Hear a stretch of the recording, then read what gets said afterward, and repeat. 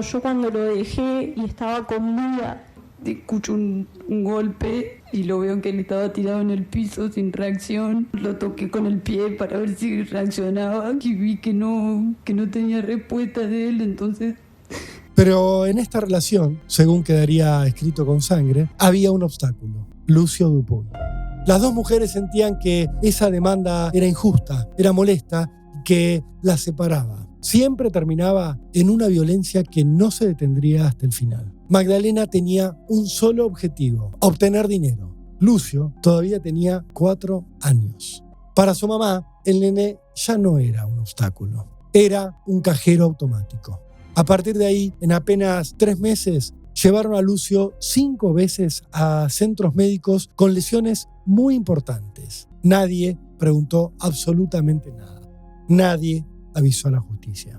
Lo desperté de los pelos, lo levanté y lo recontra cagué a voleos por el orto. Así que ahí se quedó, cagadísimo.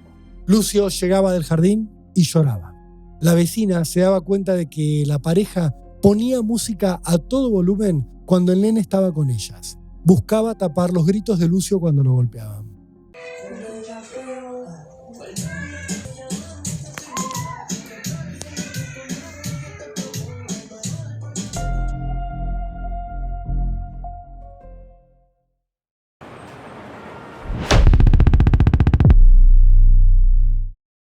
El siguiente podcast está basado en hechos reales. Muchos de los casos aquí presentados aún permanecen sin resolverse. Todas las opiniones, conjeturas o hipótesis expuestas a lo largo de los episodios no constituyen en ningún caso acusaciones formales hacia los individuos mencionados. Es difícil establecer niveles dentro del horror, pero lo que le hicieron a Lucio Dupuy, su mamá y la novia de su mamá, de seguro entra en el círculo más profundo del infierno. El horror se agudiza todavía más cuando se comprueba que, aunque parezca imposible, matarlo no fue lo peor que le hicieron. Y encima todo, pero absolutamente todo, se le podría haber evitado a este nene de 5 años. Pero demasiados factores y, sobre todo, el clima de época terminaron por condenarlo. Magdalena Espósito Valenti, la mamá de Lucio Dupuy, nació paradójicamente el Día del Amor, un 14 de febrero, en Rivadavia, provincia de Buenos Aires. Fue en el año 1997. Poco después, cuando todavía era chiquita, su familia se mudó a General Pico, a La Pampa. Cursó ahí la primaria en el colegio Don Eduardo de Chaperruch, pero no terminó el secundario. Empezó a trabajar en empleos más o menos informales, siendo adolescente. Uno de los más destacados fue como moza, pero también, por ejemplo, atendió un kiosco.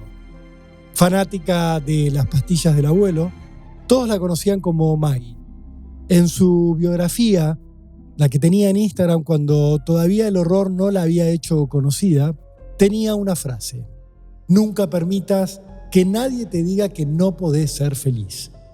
Antes de cumplir 18 años, conoció en General Pico a Cristian Dupuy, un joven de la misma zona.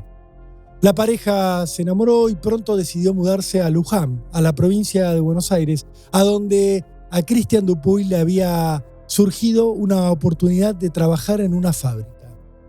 Cuando Magdalena ya tenía 18 y estaba establecida ahí con su pareja, quedó embarazada de Lucio, aunque era un bebé que no deseaba. De todas maneras, los dos decidieron volver a General Pico para tener ahí al nene. Lucio Dupuy nació el 5 de julio de 2016 y por un tiempo, casi ilusorio, todo pareció más o menos normal. Cuando el nene tenía 1 año, la pareja decidió mudarse otra vez rumbo a Luján porque el trabajo para Cristian seguía estando en esa ciudad.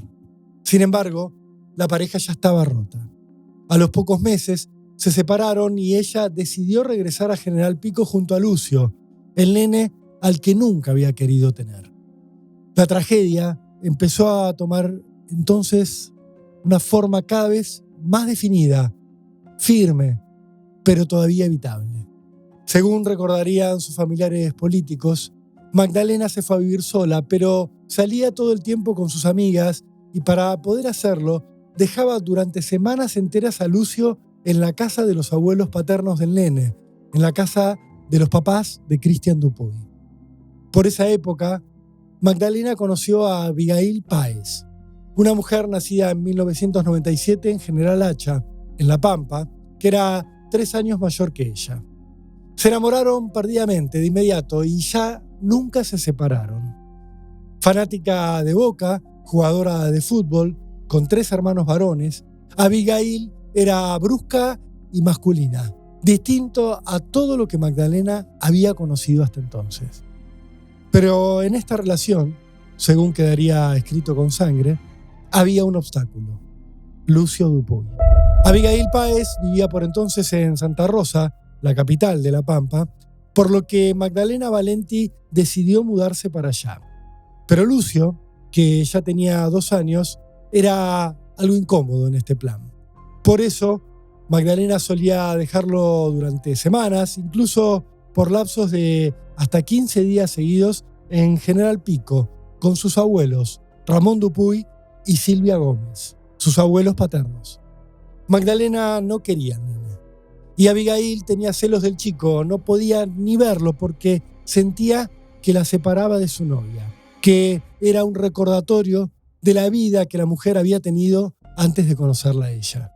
En General Pico, por aquellos años, vivían también Maximiliano Dupuy, el tío paterno de Lucio, con su esposa, Leticia Hidalgo, y con sus hijas. La pareja rápidamente generó un vínculo tan amoroso con el nene que pronto se hizo cargo de cuidarlo. Pero su preocupación era que veían que ese ida y vuelta de General Pico a Santa Rosa no le hacía nada bien al chiquito. En agosto de 2018, estos tíos decidieron hablar con Magdalena y ofrecerle quedarse con Lucio de manera permanente. Sentían que el nene no se acostumbraba a quedarse en ningún lado. La mamá de Lucio les respondió que el problema era que ella tenía que trabajar y que no tenía con quién dejarlo y que por eso los llevaba todo el tiempo a Pico. Pero les dijo: ustedes están locos y no les voy a entregar al nene. Sin embargo, al poco tiempo, Magdalena les escribió a los tíos Maximiliano y Leticia y les preguntó si la propuesta que le habían hecho seguía en pie. Ante la respuesta positiva que le dieron los tíos, el 27 de noviembre de 2018, la pareja y sus hijas fueron a Santa Rosa a buscar a Lucio. Magdalena se los entregó junto a los pocos juguetes que el nene tenía allí y a sus documentos. También dejó asentado en un acta que dejaba al nene con sus tíos para que se fueran de vacaciones, que sería algo temporal. Durante el lapso que siguió, Magdalena se dedicó a vivir una luna de miel con Abigail. Se fue a Córdoba con ella y se desentendió de su hijo. Tenía muy poco contacto con él, solo le hacía una videollamada muy de tanto en tanto. De repente, el 5 de enero de 2019, Magdalena cambió de postura. Llamó a la tía Leticia y le exigió que le devolviera a Lucio. La mujer dudó, pero no le quedó otra que acceder y ese mismo fin de semana se lo entregó. Pero el martes, apenas 2 días después, Magdalena le escribió otra vez a la tía para decirle que el nene tenía un sarpullido, que se había brotado por los nervios, que se portaba muy mal, que no podía controlarlo y que no quería quedarse con ella. Le pidió que lo llevara al médico para ver ese tema del sarpullido, pero también que se lo llevara definitivamente. Como si fuera un paquete, lo devolvió al remitente. Leticia y su marido dijeron que sí, pero no querían que Lucio volviera a pasar por lo mismo. Por eso, en febrero de aquel 2019, iniciaron un proceso judicial de guarda de Lucio, un proceso que luego derivó en un proceso de tutela. Finalmente, en julio de ese 2019, obtuvieron una sentencia judicial que los convertía en tutores legales de Lucio. El papá no había intervenido en ningún momento. Para ese entonces, Christian Dupuy había vuelto de Luján a General Pico. Con una nueva pareja, se estableció ahí en abril de 2019, en la casa de sus padres, donde empezó a revincularse de a poco con su hijo Lucio. Según él mismo contaría bastante tiempo más adelante, Recién entonces empezó a ver al nene todos los días. En mayo de aquel 2019 consiguió trabajo en un frigorífico y con ese sueldo pudo mudarse con su nueva mujer, que estaba embarazada, a un departamento que le alquilaba su suegro. Un lugar donde podía tener finalmente una habitación para que Lucio se quedara con ellos. Cristian le diría tiempo después a la justicia: creí que la mejor manera de revincularme con Lucio era llevándomelo de a poco. En ese momento, Magdalena volvió y empezó a reclamarlo. Lucio seguía viviendo de manera permanente con sus tíos. Pero ahora que había reaparecido el papá y que estaba tan apegado a la familia de su padre, para su mamá, el nene ya no era un obstáculo. Era un cajero automático. En enero de 2020, a un año de haberlo abandonado, Magdalena volvió a reclamar que le entregaran a Lucio. Al principio lo hizo verbalmente, pero después acudió a la justicia. En ese momento la tía Leticia estaba embarazada de mellizas, lo cual le dificultaba todo y encima tenía que permanecer durante largos periodos en la ciudad de Bahía Blanca para hacerse distintos estudios médicos y de control. Todo era muy difícil para ella. Era muy difícil enfrentar a Magdalena, que volvía con todo. Pero Leticia no tenía ninguna duda. Magdalena tenía un solo objetivo: obtener dinero. Y ella, solo ella, Leticia, estaba preocupada por lo que podía pasar con Lucio. La justicia no lo vio igual. La jueza Ana Clara Pérez Ballester, del juzgado número 1 de familia y del menor de La Pampa, pensó que las cosas eran distintas.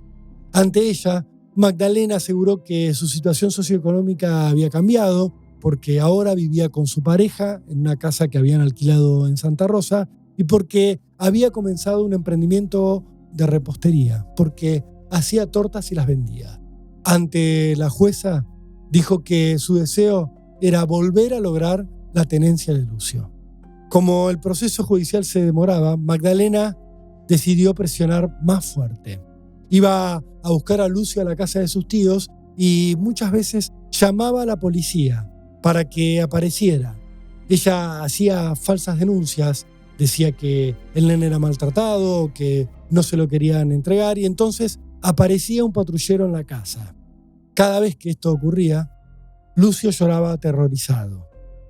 Y eso que todavía no conocía el verdadero terror.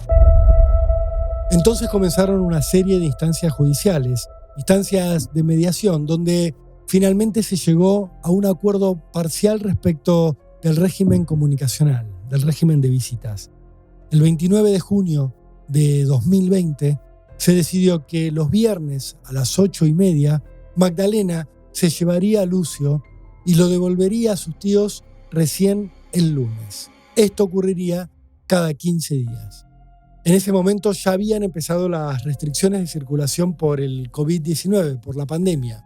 La tía Leticia y su familia contrataron a una abogada particular para que intermediara porque tenían miedo de que entre que Magdalena tenía una mala actitud y que había restricciones para moverse de un lugar a otro, Lucio no regresara jamás a General Pico. Y así fue.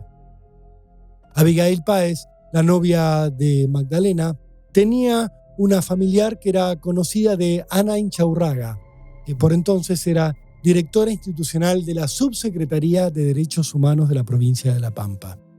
Abigail charló por teléfono con esta funcionaria 2 veces entre el 21 de mayo y el 5 de junio de 2020. La convenció de que la familia paterna maltrataba a Lucio, que era necesario que el nene regresara con su madre para estar cuidado como correspondía. La presión sobre Leticia ayudó a que se lograra este acuerdo de revinculación. Así fue como el 30 de julio de aquel 2020, cuando Magdalena decidió quedarse con Lucio en Santa Rosa y no llevarlo de regreso a General Pico, tal como había pactado en sede judicial, nadie interviniera.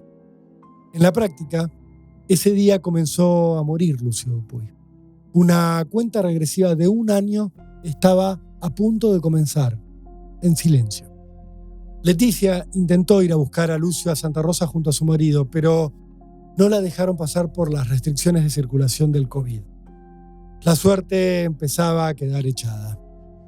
Magdalena pidió la tenencia legal y pese a que había incumplido con el acuerdo judicial de visitas que ella misma había firmado, la jueza Ana Clara Pérez Ballester se la concedió. El 4 de noviembre de 2020 se homologó este acuerdo, en el que fue clave que también diera el visto bueno la asesoría de niñas, niños y adolescentes número 2 de General Pico, que estaba a cargo de Elisa Catán. Leticia firmó este acuerdo porque la situación ya era insostenible para ella. Tenía hijos chiquitos, estaba embarazada de mellizos y los escándalos permanentes de Magdalena en su casa afectaban absolutamente a todos. Ahora, el camino a la muerte de Lucio Dupuy era legal. El reloj que contaba los días que restaban hasta su final estaba oficialmente en marcha. El acuerdo indicaba también que cuando terminara ese año, Lucio tenía que regresar a General Pico para pasar las vacaciones junto a su papá. Tampoco esto se cumpliría. Tampoco por esto nadie haría nada. Entonces, Lucio empezó a morir de la peor manera, sufriendo lentamente, día a día. El nene vivía ahora en un departamento tipo PH en Santa Rosa, en la calle Allan Kardec 2385. Un departamento que jamás visitó asistente social alguna. Su mamá trabajaba todo el día, a veces más de 12 horas en un kiosco, y él quedaba todo el tiempo llorando en compañía de la novia, que lo detestaba. Cuando Magdalena regresaba del trabajo y su hijo, lógicamente, le reclamaba atención, las dos mujeres sentían que esa demanda era injusta, era molesta y que las separaba. El círculo siempre terminaba en una violencia que no se detendría hasta el final. Lucio pasaba hambre. Cuando algún compañero de jardín lo invitaba a comer a la casa, la familia que lo recibía se quedaba sorprendida por la voracidad con la que comía. Se daba atracones y luego vomitaba, lo cual le empezó a traer más consecuencias violentas. Por un lado, cada vez que lo hacía, su madre o la novia le daban una paliza. Por el otro, empezó a tener problemas gástricos que hacían que vomitara cada vez más seguido y que le pegaran cada vez más seguido. El 8 de septiembre de aquel 2020, Lucio apareció por primera vez en un centro de salud de Santa Rosa. Lo llevaron al que queda en el barrio Aeropuerto porque tenía una inflamación en el prepucio, en el pene.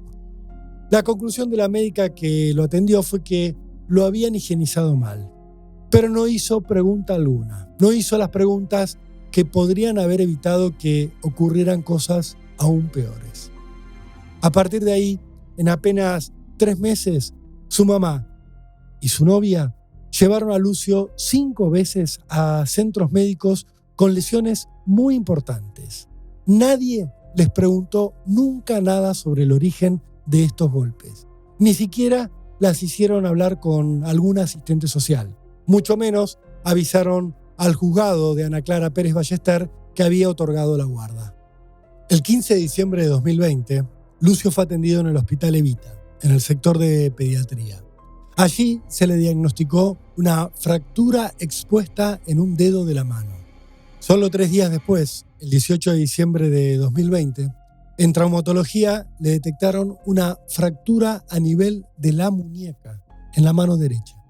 En esa ocasión, Magdalena aseguró a los médicos que el nene se había caído de la bicicleta. Los médicos lo tuvieron que coser, pero no hicieron más preguntas, no avisaron a absolutamente nadie.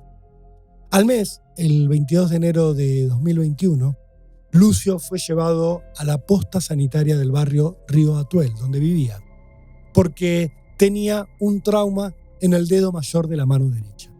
El pediatra le indicó a la madre que hiciera una consulta inmediata con traumatología, pero la mujer recién lo llevaría el 1 de febrero. Tenía entonces traumatismos en distintas partes del cuerpo. Nadie preguntó absolutamente nada. Nadie llamó a la policía. Nadie avisó a la justicia. El origen de los golpes era clarísimo. Quedaría registrado, de hecho, en los mensajes de WhatsApp que se intercambiaban a diario su mamá y su pareja. Magdalena se iba a trabajar y Abigail, que no tenía un empleo fijo, se quedaba en la casa y atacaba al nene con distintas excusas. El 8 de febrero, Abigail le dijo a Magdalena: Lucio se despertó recién, todo meado, así que la ligó. Así que no quiero ni que le hables, y retalo vos también, porque ya lo viene haciendo seguido, y las sábanas estaban limpias, un día las usó. Yo me voy y lo dejo mirando una peli, señaló. Lucio todavía tenía 4 años. La mujer remarcó: lo desperté de los pelos, lo levanté y lo recontra cagué a voleos por el orto. Así que ahí se quedó, cagadísimo. No era una metáfora. Abigail había usado un palo para pegarle a Lucio. Magdalena le respondió: cualquier cosa, Lucio se cayó del árbol y se golpeó la cara, ¿ok? Ya sabe el que tiene que decir eso. La conversación iría subiendo de tono, cada vez más explícita. Abigail señaló: es más fácil hacerme sentir mal a mí que hacerte cargo de que querés que se muera, boluda. Magdalena no se lo negaba. Al contrario, Lucio tiene 4 años y se va a seguir mandando mocos, respondía. Abigail insistía: y ahora me decís que te duele que yo le pegue o lo ponga en penitencia. Me parece menos macabro que querer que se muera. Pero nosotras peleamos porque él está en el medio de todo. Entonces, no me digas que soy una mugre por haberle pegado. El 23 de marzo, las mujeres volvieron a llevar al nene al centro médico del barrio Río Atuel. Entonces, a Lucio le diagnosticaron mallet finger, algo que se conoce como dedo en martillo. Es una deformidad que se genera tras una fractura que no fue bien curada. Los médicos consignaron en la historia clínica: no usó férula de Stack, se evidencia pérdida de extensión. En el informe de rayos X que hicieron, surgió que Lucio tenía además una subluxación de la falange distal del tercer dedo. El nene comenzaba a verse deformado por los golpes, pero nadie fuera de su casa prestaba atención a esto. Mientras, las mujeres subían a sus redes sociales videos donde se veía a Lucio lastimado, mostraban su forma de vida y se reían de estar conviviendo con un nene, a veces con música a todo volumen. La dueña del negocio ubicado al lado de la casa donde vivía Lucio, Andrea Navarro, contaría tiempo después que el nene solía ir a su local y que en una oportunidad lo había visto con un yeso en un brazo y un golpe en la cara, un golpe que le llamó la atención. Es que se trataba de un moretón muy grande en una mejilla que no tenía explicación evidente. Lorena de la Iglesia, que trabajaba en una casa ubicada a 70 u 80 metros de donde vivía Lucio, también lo veía a menudo. Solía verlo pasar en bicicleta o en monopatín, pero en una oportunidad vio que el nene estaba con el brazo enyesado y con un pañuelo. Además, vio que tenía un ojo marcado. Cuando le preguntó qué había pasado, Magdalena se le acercó de golpe, lo agarró y le dijo: no pasó nada, se cayó. Para entonces ya era obvio afuera lo que pasaba dentro de la casa de Lucio. Su mamá y la pareja, se sabría demasiado tarde, se la pasaban enviándose mensajes para discutir por las palizas que le daban, pero también para ponerse de acuerdo sobre qué decir cuando alguien les preguntara por las lesiones que se veían a simple vista en el nene. De las otras, las que se iban acumulando en su alma, no decían nada. Abigail se quejaba todo el tiempo de cómo se portaba Lucio. Magdalena le daba siempre la razón. Hablaban de la posibilidad de darle una adopción, de lo que ellas consideraban castigos y de cómo les molestaba su existencia. La madre, varias veces, escribiría: yo no lo puedo ni ver. Un día Abigail, en plena cuenta regresiva, le mandó a Magdalena una foto del baño de su casa. Enseguida le dijo: mirá al vivo de tu hijo, rayó toda la ducha. Así que la ligó. No quiero que le dirijas la palabra, porque al final uno le da la mano y mirá cómo responde él. Abigail agregó: mañana no va al jardín, no sale en todo el finde y lo quiero encerrado en la pieza todo el día. Las cosas cuestan y hacemos todo para que esté mejor, en un lugar más lindo. Y viene y se pone en esa.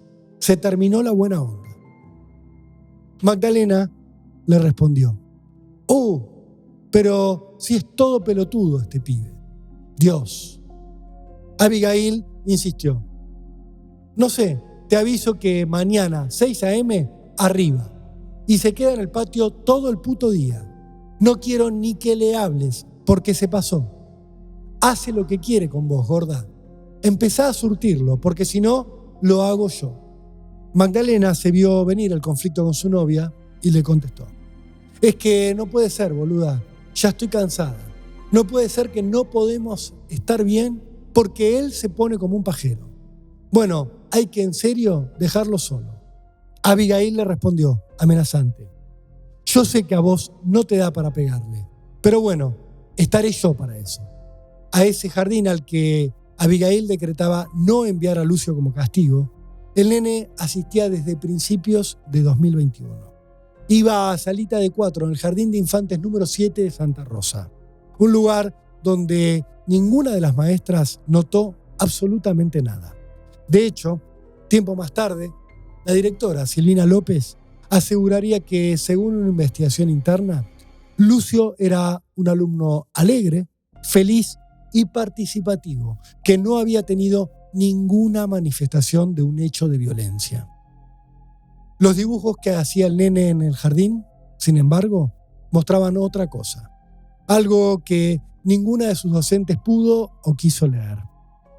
Una de las psicólogas que analizaría mucho más adelante esos dibujos, cuando ya era demasiado tarde, graficaría con una sola frase lo que se veía en las hojas garabateadas por el chiquito. Lucio gritaba su dolor. Otra perito iría todavía más allá. Diría que en los dibujos del nene había signos observables que constituyen indicadores que permitirían inferir abuso sexual infantil por parte de figuras representativas de su entorno familiar más próximo. Lucio llegaba del jardín y lloraba. Su vecina, Dayana Rodríguez, que alquilaba el departamento de al lado, lo escuchaba. Sobre todo, lo escuchaba los lunes, cuando ella tenía su franco. El nene entraba a su propia casa y lloraba. Lucio solía ir a jugar con la hija y con la sobrina de esta vecina. Mientras él estaba en su casa, Dayana escuchaba las discusiones de Magdalena y de Abigail sobre la conducta del nene. Discutían porque Abigail acusaba a Magdalena de no corregirlo, declararía. La vecina se daba cuenta de que la pareja ponía música a todo volumen cuando el nene estaba con ellas. Tiempo después, se reconstruiría que esa música buscaba tapar los gritos de Lucio cuando lo golpeaban.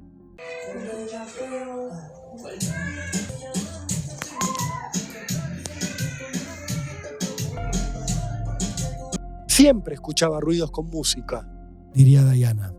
Siempre Abigail le decía cosas del padre. Lucio llamaba al padre y Abigail le gritaba, explicaría. También contaría esta vecina que casi todos los días había festejos hasta las 6 o las 7 de la mañana. Siempre había entre 10 y 15 personas en el departamento. Y Lucio, escuchaba esta vecina, estaba con ellos. Se oía que había alguien ahí, jugando, diría la vecina. Abigail, mientras, escribía por WhatsApp: Lucio se banca la música al palo. Y se reía.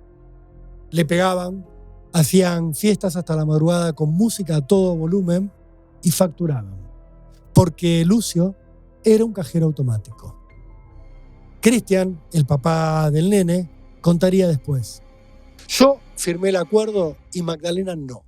Y ese acuerdo nunca se cumplió porque me impedían ver a Lucio, no me atendían las videollamadas.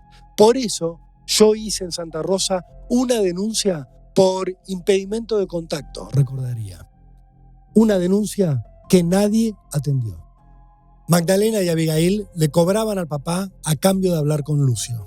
Le cobraban a la tía Leticia, le cobraban al abuelo Ramón. Cada vez que alguien quería verlo por videollamada, tenía que pagar. Tenerlo, para ellas, significaba embolsar también beneficios sociales. Y además, significaba recibir una cuota alimentaria que les pagaba Cristian Dupuy. Mientras, el hombre no podía ver a su hijo. Si yo hacía algo mal, ellas me prohibían ver a Lucio. Me bloqueaban las videollamadas, explicaría tiempo después. Mientras, Magdalena le contaba a su pareja. Me escribió el pelotudo para que lo deje hablar con Lucio. Abigail le respondía, que te manden la plata primero, si no, nos echan a nosotras. Las negociaciones con el padre del nene quedarían después directamente en manos de la propia Abigail, que le escribiría a su novia. Ahí hablé otra vez con el pajero y se pudrió otra vez porque dice que él se lo quiere llevar al nene a pico. Así que puterío en puerta. No sé qué mierda vamos a hacer si no manda la plata, pero te voy avisando que si no la manda, ahí sí se pudre. Porque voy a hacer todo lo que sea para que no lo vea más. En agosto de aquel 2021, la violencia contra el nene tuvo un nuevo pico. El 11 de agosto, Magdalena y Abigail debatieron si debían o no mandarlo al jardín. Le habían pegado tanto que las marcas eran demasiado visibles. Lo habían obligado a dormir parado contra la pared en su habitación durante toda la noche. Al final decidieron enviarlo al jardín porque querían estar juntas y no querían que el nene estuviera en el medio. O va o lo dejás afuera en el patio. No sé, porque yo no quiero verlo y no quiero que le dirijas la palabra, le escribió aquel día Abigail a Magdalena. El 17 de agosto, Abigail le contó a la mamá de Lucio que lo había levantado de la cama tirándole agua en la cara, como represalia porque el chiquito las había despertado durante la madrugada, alrededor de las 4, al meterse en su habitación. Magdalena le respondió que ella lo había cagado a cachetazos para reafirmar esa lección. En la tarde del día 25, una vecina escuchó desde su habitación que había más golpes que le estaban dando a Lucio. A la mujer no le andaba el parlante del teléfono, por lo que no podía hablar.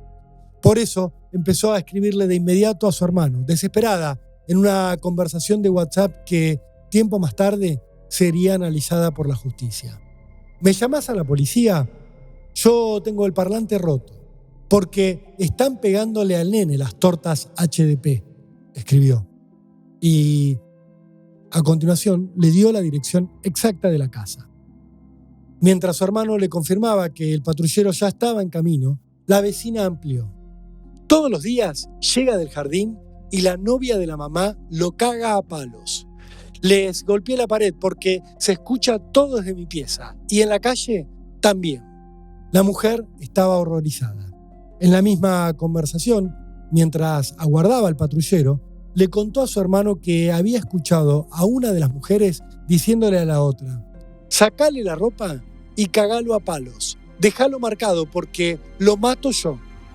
Pero el patrullero nunca llegó, pese a que el hermano de la vecina había llamado por teléfono y había dado no solo la dirección, sino una descripción exacta del lugar a donde tenían que ir. El jefe de policía de La Pampa, Daniel Guinchinau, explicaría meses más tarde que sus hombres habían tomado mal la dirección.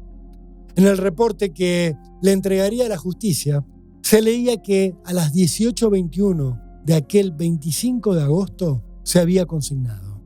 Masculino solicita móvil policial a requerimiento de la hermana, que se encuentra en el departamento 2. En el mismo documento se había asentado que a las 18:45 los oficiales habían llegado a una casa en la que no vivían niños. Móvil comunica que en calle Allan Kardec 2386, departamento 1, entrevistados con una mujer domiciliada en el lugar, consultada sobre la existencia de niños en el complejo, la misma manifestó que en el lugar no había niños. Los policías se habían ido del lugar sin reparar en que habían ido a la vivienda equivocada. Lucio vivía, por decirlo de alguna manera, en Allan Kardec 2385, departamento 2. Los oficiales habían ido a la casa de Allan Kardec 2386, departamento 1, y no habían encontrado nada. Tampoco habían hecho nada para averiguar qué estaba pasando, quién había llamado a la policía. La cuenta regresiva continuaba. A Lucio le quedaban 3 meses en el infierno y ni la policía lo ayudaba. En septiembre de 2021, el nene ya estaba a un paso de la tumba. Te aviso que tu hijo la ligó. Ya era sabido porque hace varios días que se hace el sordo o el boludo. Empezó a hacerse el que se ahogaba en la mesa mientras cenábamos las dos. Le avisó la madrastra a la mamá en lo que era una noche más para Lucio, una noche de violencia. A principios de octubre, Abigail le señaló a Magdalena: vos hacé lo que quieras con Lucio, pero a mí no me digas que no lo cague a palos, porque me hace explotar. Yo te voy avisando que tendría que estar en penitencia como me dijiste vos ayer, y no lo está. Y yo después soy la loca de mierda. Magdalena le contestó: si lo ponemos en penitencia, ahora se va a poner el triple de pajero. Abigail fue a fondo. Yo, como te dije, no me quiero pelear de vuelta con vos. Y llega un momento que me empieza a alterar, Lucio. Evidentemente hay algo que le tiene que hacer un clic. Y si no es que vos le pegues un sopapo o que le pegues una cagada a palo, una buena cagada a palo, no sé qué es. Luego la mujer intentó mostrarse más moderada. Y mirá todo lo que me vengo fumando sin hacerle nada. No sé, vos hacé lo que quieras. Solo te digo esto para que lo tengas en cuenta cuando yo explote, porque es así. Siempre me fumo cosas y después soy yo la mala.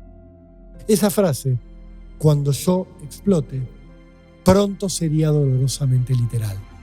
La cagada a palos de la mamá también llegaría rápido. Magdalena le respondía esto: yo no lo quiero ni ver, me lo fumo de onda, y más cuando hace todas estas cosas. Yo ya no tengo ganas de discutir con vos, sinceramente. Yo no quiero discutir más con vos. Siempre terminamos discutiendo por el pajero de Lucio. Abigail admitía: yo tampoco quiero discutir con vos. No quiero estar mal con vos. Entonces, ponete firme, pero firme, hortiva.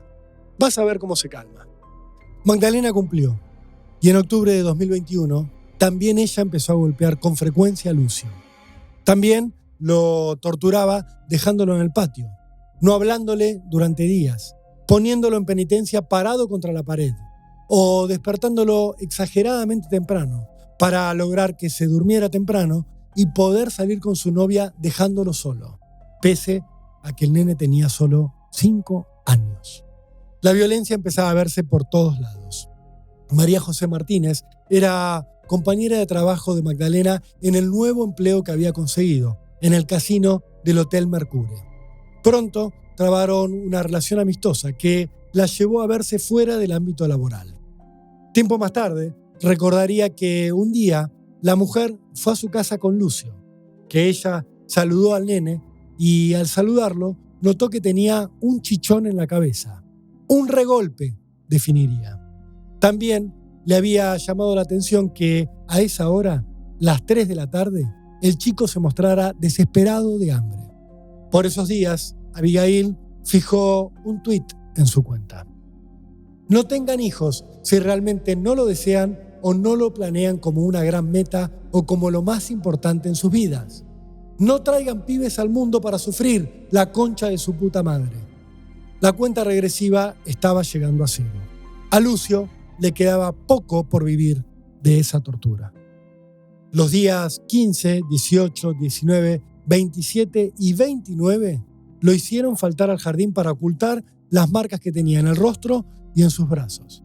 Las mentiras para justificar esas ausencias fueron que estaba resfriado o que tenía tos, pero jamás lo llevaron al médico. A fines de ese octubre, Abigail fue a buscar al nene al jardín en moto. En el camino, cuando volvían, estuvo a punto de tener un accidente. Así se lo explicó a su novia por WhatsApp. Casi se cae de la moto el pajero.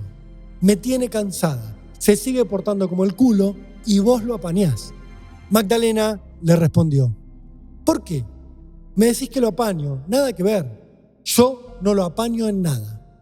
Abigail la acusó entonces de tratar bien a su hijo. Le seguís comprando patitas y pajereadas. Magdalena se defendió. No, las patitas las compré porque era para lo único que me alcanzaba. Y no estoy bien con él. Yo ya no lo puedo ni ver. Él se piensa que está todo bien, pero no es así. Abigail dudó. No sé, me tiene podrida así. Los diálogos entre las dos integrantes de la pareja eran cada vez más urticantes. Por aquellos días hablaron otra vez por WhatsApp de la posibilidad de dar a Lucio en adopción, de sacarlo de sus días. Magdalena escribió: a mí me encantaría que nosotras volvamos a estar solas, como era en Córdoba. Abigail le contestó: uf, si lo habré soñado. Magdalena se explayó: y si Lucio impide que nuestra relación fluya, yo no lo voy a permitir, porque no me importa tanto como vos. Y si lo defiendo o me pongo en el medio, es solo porque tiene 5 años y no puede defenderse solo. Abigail sintió insuficiente la oferta. Estoy impactada y a veces pienso que no es así, que no harías tanto por mí. Yo haría exactamente lo mismo si estuviera en tu lugar, seguramente. Pero creo que hay otras maneras y que de última podemos hablar con un juez y darlo en adopción. Para mí, esa sería la mejor opción. Y explicarle que lo intentaste y no estabas preparada. Y sabes que con el padre no iba a estar bien criado. Magdalena no se escandalizó demasiado. Sí, totalmente, le respondió. Primero tendría que tener la tenencia completa. Pero bueno, también hay un montón de cosas en contra de esa decisión. Y no es fácil para mí tomarla. No estoy preparada para que la gente me juzgue. Pero yo no me siento capaz de criarlo. De enseñarle lo que tiene que aprender. De ser firme y de retarlo si es necesario. Yo me doy cuenta de que no me siento madre. O sea, yo no siento poder tener esa responsabilidad. La mujer no se sentía capaz de que su hijo existiera. Empezaba noviembre y a Lucio se le acababa el tiempo. Y nadie hacía algo por frenar esa cuenta regresiva de su vida. Abigail le escribía a Magdalena que había vuelto a golpear al nene. La mamá de Lucio le advertía: está todo bien, beba, solo tenés que controlarte cuando yo no estoy para no hacer una cagada. No tengo nada que perdonarte. Hacemos lo que podemos con lo que tenemos y ya. Pero Abigail también tenía respuesta para eso. Estoy harta. Yo tengo que estar todo el día con este pendejo. Poco después, Magdalena se sorprendía por la forma en la que vomitaba a su hijo tras una golpiza de su novia. Tras otra golpiza. Le escribió para pedirle detalles. ¿Cómo le pegaste en la panza? Ya van 2 veces que vomita. Abigail le explicaba: le pegué unas piñas. No lo quiero ni ver a Lucio porque me amarga la vida. Magdalena le terminaba confesando: me pone en una situación incómoda en la que no quiero estar. Me gustaría hacerlo desaparecer. Su novia le contestaba: ¡ja! Si lo habré pensado. Lucio tenía un amigo en el jardín, a cuya casa había ido 3 veces durante ese 2021. Marina, la mamá de este chiquito, contaría que en la última visita, apenas 2 días antes del final, Lucio se había metido a la pileta con su hijo. Ella le había prestado una mallita y allí le había notado 3 marquitas en una pierna. Le preguntó qué había pasado y la respuesta del nene fue que andaba mucho en bici y que ahí se golpeaba. También le dijo que jugaba mucho al fútbol y que se lastimaba. Más allá de esto, a la mujer le llamó la atención todo lo que el nene comía. Un pancho, un paquete entero de galletitas y 4 helados, hasta que terminó vomitando. La mamá del compañerito ignoraba que la visita de Lucio a su casa, la última, había sido precedida por intensas conversaciones entre la mamá y su novia. Abigail le había advertido a Magdalena: fíjate cómo está el Lucio de las piernas, ponele crema y habla con él y preguntale si quiere ir, que no fantasmee con la lastimadura que tiene, que si le preguntan algo, que se cayó, que se raspó con el árbol, qué sé yo, que invente algo, si es más inventor. Si no tiene nada, gorda, no sé si le pegué una sola vez o 2, pero en las patas. El jueves 25 de noviembre de 2021, 24 horas antes de su muerte, Lucio fue al jardín y le contó a su maestra, la señorita Leila, que el día anterior había vomitado sangre. La docente no hizo nada con esto. Solo la sorprendió que cuando llegó el momento de la relajación de los chicos, donde todos se acostaban a dormir una siestita, el nene le dijo que le dolía mucho la espalda y que prefería quedarse sentado. No dijo nada más. No le preguntaron nada más. Su madre, mientras, estaba hablando con la novia.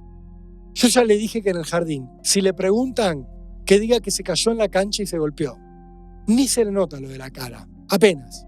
Y le dije también que siga, que se golpeó jugando con el limón o lo que sea.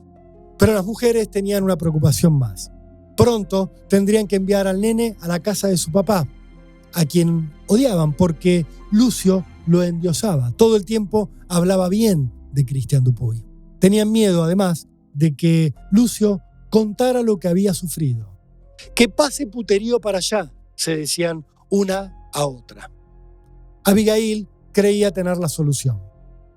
Vos y yo tenemos que saber decir lo mismo, todo esto que te dijo el psicólogo, y que acá hacía cosas innecesarias para llamar la atención, y que se le ha dado un chirlo más de una vez, pero nadie lo mató. Nadie lo mató. Abigail seguía.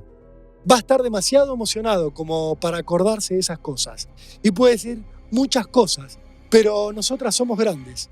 Si él tiene solo 5 años, puede fabular mucho. Que cierre el orto, porque encima termina perdiendo al padre. No lo ve más, y encima lo denuncias vos por maltrato, hay restricción y a tomar por culo. Magdalena le contestó: yo no veo el momento de que se vaya. El día en el que iba a terminar de morir, el viernes 26 de noviembre de 2021, Lucio se despertó en su casa solo con su madre. Abigail había conseguido un trabajo matutino y ya no lo molestaba a esa hora. Desayunaron juntos y sobre el mediodía, Magdalena los llevó en bicicleta al jardín de infantes. En el medio hicieron una parada en la modista que tenía que arreglarle una ropa para el trabajo. La mujer dejó al nene en la salita de 4 y regresó a su casa, a donde a las 3 también llegó Abigail. Las mujeres se tiraron a dormir una siesta y luego, minutos antes de las 5, Magdalena fue a buscar a Lucio en moto al jardín de infantes. A las 5:32 volvieron juntos a su hogar, según dejaría sentado una cámara de seguridad del barrio. Fue la última vez que alguien fuera de esa casa vio al nene con vida. No está clara la secuencia que siguió porque todo ocurrió a puertas cerradas. Hay una versión que dieron la madre y su novia. Hay otra que aparece en boca de testigos y en las cámaras de seguridad. Y hay otra que solo se puede leer en la autopsia de Lucio. Según Magdalena, esa tarde el nene sacó los juguetes, merendó como cualquier día, se puso a jugar y salió al patio a corretear con un perro que tenían desde hacía poco tiempo. Mientras, ella y Abigail hicieron tiempo, merendaron, tomaron unos mates y se hicieron las 18. Un rato más tarde, a las 18:47, Magdalena fue a la modista a buscar el trabajo que había encargado. Regresó, según las cámaras, 9 minutos más tarde. Magdalena se tenía que ir a trabajar al Hotel Casino. La música empezó a sonar entonces a todo volumen, según recordarían los vecinos. También lo recordaría una mujer que se acercó a la propiedad a averiguar por un alquiler. Se escuchaba la música a todo lo que daba y nadie respondía a la puerta. A las 19:40, la mamá de Lucio le pidió a su novia que la llevara en moto a su trabajo, pero justo antes, de acuerdo con su versión, le avisó a su hijo de 5 años que se quedaría solo en la casa durante un ratito. El único detalle es que, a esa hora, Lucio ya estaba agonizando. Magdalena fichó su ingreso al trabajo a las 19:57, 3 minutos antes de su horario. Todos sus compañeros la vieron trabajar con absoluta normalidad, al punto que se pusieron a charlar y la mujer terminó invitando a 3 de ellas a juntarse en su casa cuando salieran del trabajo. Todas le dijeron que sí. No imaginaban que en la casa había un nene muriendo. Mientras, Abigail, después de haber dejado a Magdalena en el trabajo, seguía en la moto. Fue a retirar a la casa de una conocida las entradas que le había comprado por WhatsApp para ir a bailar esa misma noche con una amiga al boliche Yes, y luego se encontró en un semáforo con su mamá, que la invitó a tomar mates con su abuela en su casa. Abigail aceptó y en el lugar, en esa casa, se encontró con su hermana, que le pidió que la alcanzara en moto a su trabajo. Allá se fueron. Abigail regresó a su propia casa a las 20:49, según registraron las cámaras de seguridad.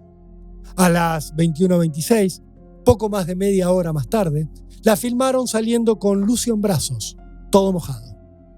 Con el nene en sus manos, la mujer empezó a correr rumbo a la posta sanitaria del barrio Río Atuel, que a esa hora estaba cerrada.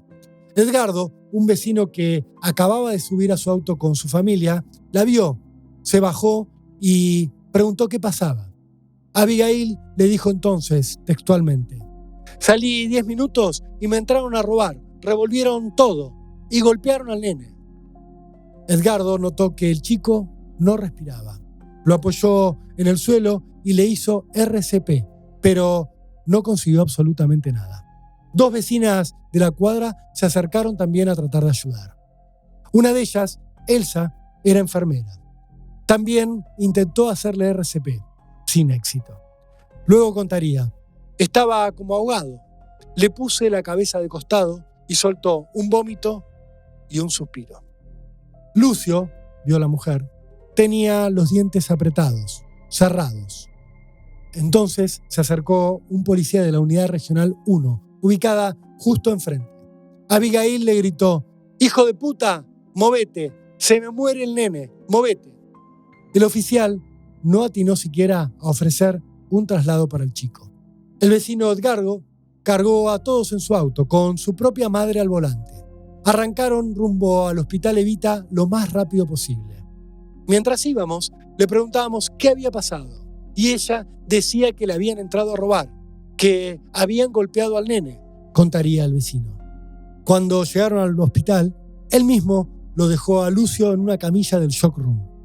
Ahí vio, en sus propias palabras, que estaba golpeado, revolcado y mojado. Se puso a hablar con su mamá y ésta le contó que Abigail le había dicho que lo habían violado, lo cual le llamó la atención porque ¿cómo podría saber eso? Un policía miró allí al nene y se espantó. Estaba todo desarticulado, parecía un peluche, describiría. En eso llegó el doctor Argüello a atender al nene. Su descripción es espantosa. El niño estaba acostado en posición fetal, como si estuviera durmiendo, con las manos apoyadas sobre su cara. Le levanté la remera, observé sobre el lado derecho la marca de una zapatilla, el dibujo bien clarito de la suela de una zapatilla. Entre las piernas, en la parte de los genitales, tenía como cuando se rasguña o presenta signo de mordedura. Cuando lo di vuelta, boca abajo, estaba orinado, defecado. Tenía el ano como si lo tuviera lastimado. De la cintura para arriba, además, presentaba manchitas rojas, como si hubiese sido quemado con un cigarrillo. Lucio estaba muerto, constataron enseguida los médicos. Tenía golpes en el cráneo a simple vista y moretones viejos, de antigua data. Abigail le dio al doctor Argüello 2 versiones diferentes sobre lo que le había pasado al nene. Apenas lo vio, le dijo que había convulsionado, que no sabía qué le pasaba. Cuando todo terminó y el médico le habló de la violencia que había visto en el cuerpo del nene, la mujer le aseguró: ingresaron 3 menores a casa, lo golpearon y seguro abusaron de él. Dijo que ella había salido, que lo había encontrado así y que lo había mojado para intentar reanimarlo. Ante sus vecinos que la rodeaban, Abigail repetía en el hospital: yo lo quería como a un hijo. Pero todos notaron que no largaba una sola lágrima. La mujer les pidió entonces a sus vecinos que la llevaran de inmediato de regreso a su casa. Nadie la detuvo en el hospital, pese a que estaba a la vista todo lo que había pasado. La madre de su vecino explicaría: Abigail estaba desesperada por llegar a su casa. Yo le pregunté ¿para qué? Y me dijo que quería avisarle a la madre que estaba trabajando. Cuando regresábamos y pasamos delante de la policía, ella bajó el vidrio y les gritó: «Milicos, hijos de puta, me mataron a mi hijo». En 3 minutos exactos, Abigail entró a su casa, tomó su moto y salió para el Hotel Mercure, a donde estaba trabajando Magdalena. Al llegar, el guardia de la puerta y el jefe de su pareja la notaron exaltada. Se la veía muy fuera de sí. En un primer momento, la mujer les dijo que el nene había tenido un accidente, pero después les dijo que lo había encontrado convulsionando sobre una cama. Por último, les dijo que lo había dejado en su casa, que había salido y que cuando había vuelto lo había encontrado golpeado porque alguien había entrado a robar. Los encargados del lugar le avisaron a Magdalena que estaba su pareja, que su hijo había sufrido un accidente, y la mujer fue al vestuario de empleados. Se cambió, fichó su salida y recién ahí fue al encuentro de su pareja. «El Lucio está mal, vamos, que tenemos que ir a verlo», le dijo Abigail delante de los testigos. A todos les llamó la atención la tranquilidad de Magdalena, que se puso el casco, se subió a la moto de su novia para ir al hospital con total tranquilidad, sin hacer más comentarios. Cualquiera de ellos se hubiera ido volando a ver a su hijo sin detenerse a cambiarse o a fichar o a tomar recaudo alguno. Un policía, el mismo que había sido insultado por Abigail en la calle, las vio llegar al hospital. Él recordaría: se bajaron en un estado nervioso, pero no de llanto pronunciado ni de queja. Estaban como con susto, pero ni siquiera por algo grave. El oficial le contó a Magdalena que su hijo había fallecido. Y entonces Abigail copó la escena nuevamente. Insistió con el robo. Según el policía, contó que había dejado al menor un instante cuando fue a llevar a la madre al Mercure y que cuando llegó a la casa encontró todo revuelto porque habían querido robar y así halló al menor. Mientras, la policía iba a la casa de Lucio y descartaba que se hubiera producido un robo. En cambio, en el chifonier del dormitorio principal secuestraba un juguete erótico, un objeto de silicona con la forma de un pene erecto de 16 centímetros de largo y 4 centímetros de diámetro. Allí se encontraría ADN de las mujeres, pero no solo de ellas. También había de Lucio. Magdalena, de 24 años, y Abigail, de 27, fueron trasladadas a la comisaría. A la madrugada, fueron imputadas formalmente por el homicidio de Lucio. La noticia se conoció horas después y los vecinos intentaron destrozar la seccional para llegar a ellas y castigarlas como sentían que se merecían. Las tendrían que sacar, ocultas, en secreto, para trasladarlas a un penal de la provincia de San Luis, para resguardar su seguridad. Esa misma madrugada, el médico Juan Carlos Toulouse hacía la autopsia. Encontró heridas nuevas y heridas viejas. Entre las nuevas estaban las que le habían costado la vida. Lucio tenía un traumatismo en la cabeza que le provocó un edema cerebral, moretones de puñetazos en la cara, hemorragias internas y estallidos de órganos. La muerte se había producido formalmente por una hemorragia interna por las agresiones sufridas. El médico explicaría además, presentaba un fuerte golpe que le afectaba la cadera, el glúteo y la pierna, con una data de 7 u 8 días. El nene, según su informe, presentaba politraumatismos por golpes y quemaduras de vieja y reciente data. Tenía múltiples lesiones en abdomen, tórax, espalda, piernas, brazos, rostro y cráneo. Hematomas en espalda con marca de impresión de calzado. Edema cerebral con enclavamiento, asociado a dichos golpes violentos y rotura hepática. Abigail Páez lo pisó con tanta fuerza en su espaldita que probablemente le reventó el corazón junto a distintos órganos, como el hígado, concluyeron los expertos. En ese trance le había dejado la huella de su zapatilla marcada en el cuerpito. El médico Toulouse señalaría: en 27 años de profesión y en 32 casos de niños golpeados, nunca vi algo así en todo mi tiempo como forense. Es que el médico también había encontrado quemaduras de cigarrillos en el órgano sexual del nene. También había detectado desgarros en sus genitales, que interpretó como resultado de mordeduras. Le mutilaron sus genitales antes de morir, señalaría. Mucho antes de terminar oficialmente con su vida, durante los meses previos, Magdalena y Abigail habían violado reiteradamente al nene con el juguete erótico que se había encontrado en su habitación.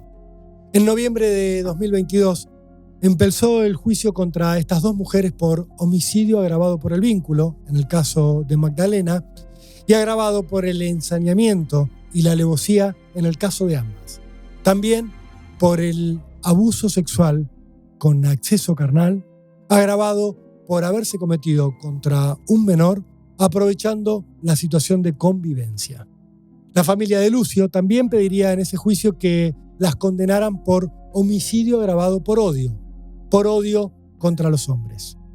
Magdalena declaró en las audiencias que era inocente, que no sabía nada de lo ocurrido y que su novia se lo había ocultado hasta último momento, que recién se había enterado del crimen al llegar al hospital, porque en el camino su pareja se había negado a contarle lo que había pasado. Yo cuando lo dejé en mi casa, que me fui al trabajo, Lucio me saludó y estaba con duda. Y les pregunto que por qué, que había pasado, y me dicen que estaba golpeado. Abigail, en tanto, reconoció parcialmente algo de lo que había hecho. Contó que aquel día, cuando regresó a su casa, después de llevar a Magdalena al casino, se encontró con el nene mandándose un moco. Yo lo tomé del brazo y le pegué una patada en la cola, varias. Fue todo muy rápido, no sé. Y sé que lo lastimé, me di cuenta en el momento y intenté remediarlo. Luego lo alcé y lo llevé a la ducha. Se bañó parado y me intentaba hablar, como decir algo, pero no le salían las palabras. Como vi que se estaba debilitando o desvaneciendo, no sé, lo saqué de la ducha, lo tapé con su toallón y lo llevé a mi pieza. Lo senté en la cama y me fui a buscar ropa a su pieza para cambiarlo. Cuando voy a buscar ropa para cambiarlo, escucho un golpe y lo veo que él estaba tirado en el piso sin reacción. Ni siquiera había apoyado la mano, nada, estaba como si desmayado, no sé. Lo toqué con el pie para ver si reaccionaba y vi que no tenía respuesta de él, entonces... Nadie le creyó una sola palabra. La mujer agregó: no odio al género ni nada de eso que se dice. Pretendo pertenecer al género masculino. Me quise hormonizar. Sigo preguntando al Servicio Penitenciario Federal cómo hacerlo. ¿Cómo voy a odiar al género al que pretendo pertenecer? Es una pavada. Esto sí le creyeron. El 2 de febrero de 2023, Magdalena y Abigail fueron condenadas a prisión perpetua por todos los agravantes, menos el de odio de género. El tribunal consideró que el crimen de Lucio había ocurrido entre las 5 y las 8 de la tarde del día del asesinato. Que las dos mujeres lo habían golpeado, lo habían dejado agonizando y que luego habían resuelto disimular. Que Abigail había llevado a Magdalena al trabajo para tener una coartada y fingir de alguna manera a su regreso que se había encontrado con el nenito agredido por terceros de manera inesperada, sorpresiva. El momento exacto de la golpiza mortal había sido aquel en el cual habían puesto música a todo volumen, música destinada a ahogar los últimos gritos de Lucio.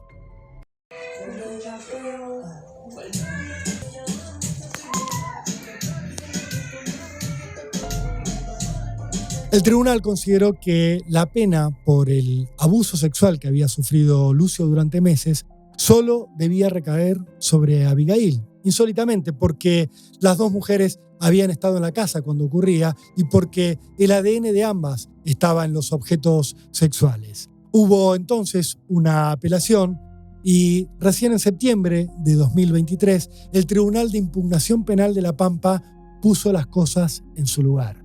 También condenó por la violación de Lucio a su propia madre.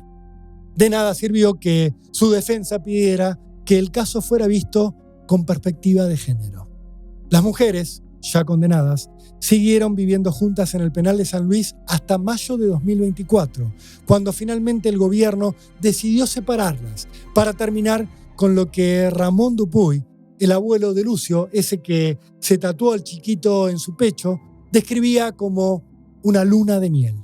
Un tiempo antes, el 9 de noviembre de 2022, había entrado en vigor la llamada Ley Lucio, que había sido aprobada por todo el Congreso.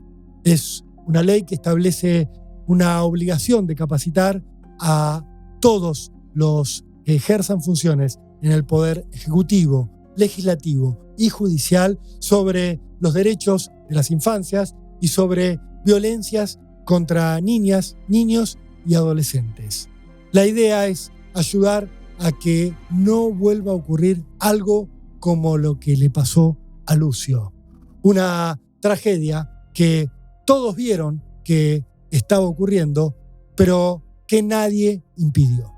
Sin embargo, hubo algo muy concreto que no cambió.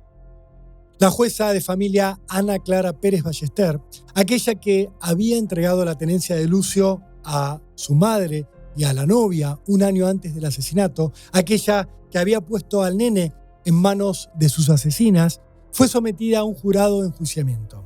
Lo mismo pasó con la asesora de menores que había intervenido y había dado el visto bueno, Elisa Alejandra Catán. Las funcionarias fueron acusadas de incumplimiento reiterado de los deberes inherentes al cargo, también de incompetencia y negligencia reiterada, demostrada en el ejercicio del cargo. Los integrantes del Tribunal de Enjuiciamiento, el presidente del Superior Tribunal de Justicia, Fabricio Luis Lossi, la diputada provincial María Valderrama Calvo y las abogadas de la matrícula Silvina María Garro y María Natalia Gacho, exhibieron por mayoría de toda culpa y cargo tanto a la magistrada como a la asesora. Las absolvieron el 22 de diciembre de 2023, justo a tiempo para que ellas sí pudieran hacer lo que ni Lucio ni su familia paterna podrán volver a hacer jamás: festejar la Navidad.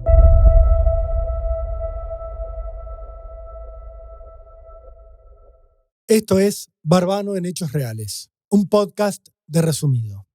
Si quieres saber cuándo aparece cada nuevo capítulo, suscríbete a nuestro canal de YouTube.